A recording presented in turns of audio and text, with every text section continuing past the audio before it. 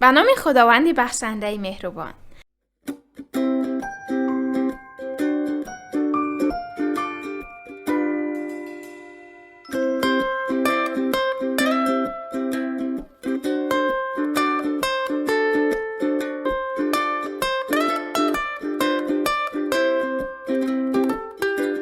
سلام و درود بر کودکان و نوجوانان عزیز تاجیکستان و بر پدر و مادرانشان.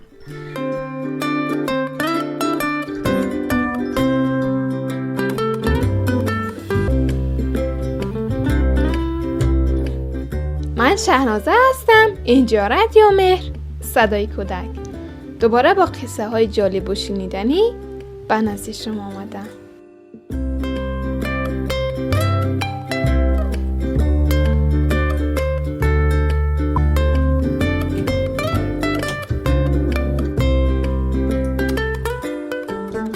پدر و مادران عزیز، در این وضعیت کرونا ویروس مواظب فرزندانتان باشید.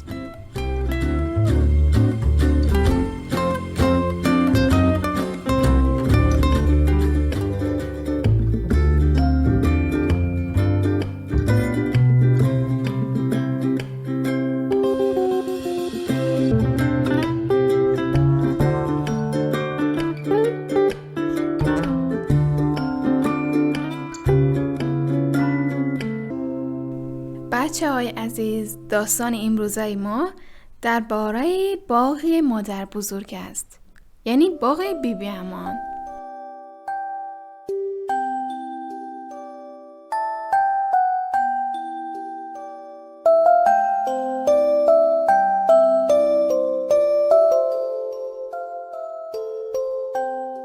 نامی من ستاره است. من خیلی خانواده‌ام را دوست می دارم. ما خانه خیلی کلانی داریم. خانه ما وسط یک باغ بزرگ است. درختان آن باغ آنقدر منظم و مرتب کاشته شده اند که وقتی از هر طرف به باغ نگاه کنید، همه درختان در یک صف هستند. درختان سیب، شفتالو، ناک دارد. میدانید چرا این باغ اینقدر زیباست؟ چون مادر بزرگی من درختان این باغ را کاشته است. خانه ما اتاقهای زیاده دارد. پنجره‌های کلان که منظره زیبای باغمان دیده می شود. بعضی وقتا که خویشاوندانمان جمع می شوند، ما بچه ها اینقدر بازی می کنیم که خسته می شویم. همه ما با همدیگر زندگی می کنیم.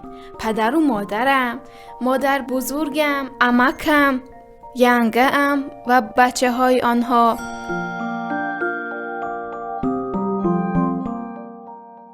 مادر بزرگم نصف میوه های باغشان را هر سال بین همسایه ها تقسیم می کند. من هر روز با مادرم به مکتب می روم، چون مادرم خودشون در مدرسه درس می دهند و معلمه هستند. پدرم و عمکم تعمیرکارند و یک تعمیرگاه دارند.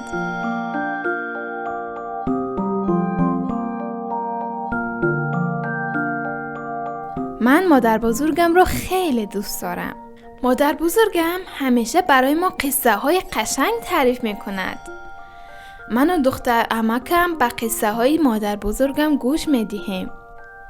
یک روز مادر بزرگم قصه زندگی خودشان را تعریف کردند.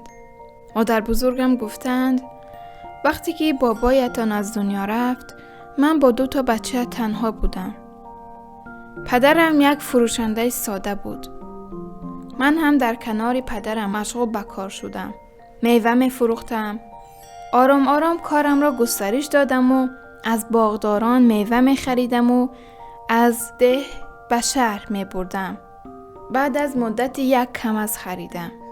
دوستانم به من می گفتن که این کارای مرداست. زنها نباید از این کارا کنند. ولی من می گفتم که چرا؟ زنها هم می توانند این کارا را انجام دهند. می توانند تجارت کنند.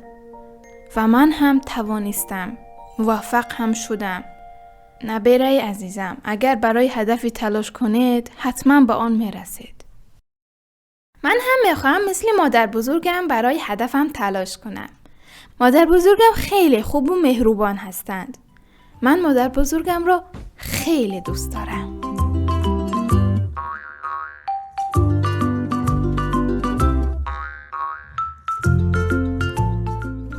بچه‌های عزیز، امیدوارم از داستان امروزه ما خوشتان آمده باشد.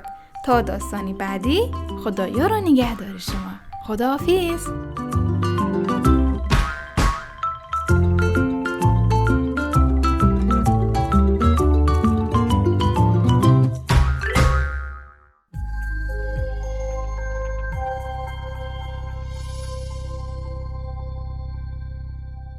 برای دریافت پادکست های بیشتر و برنامه های متنوع رادیو مهر، ارمغان امید و آینده می توانید با واتساپ ما با شماره +90 531 623 0676 پیام دهید و با ما در ارتباط باشید. اینچنین در کانال یوتیوب و فیسبوک رادیو مهر آبونه شده و ما را همراهی کنید. www.radiomehr.org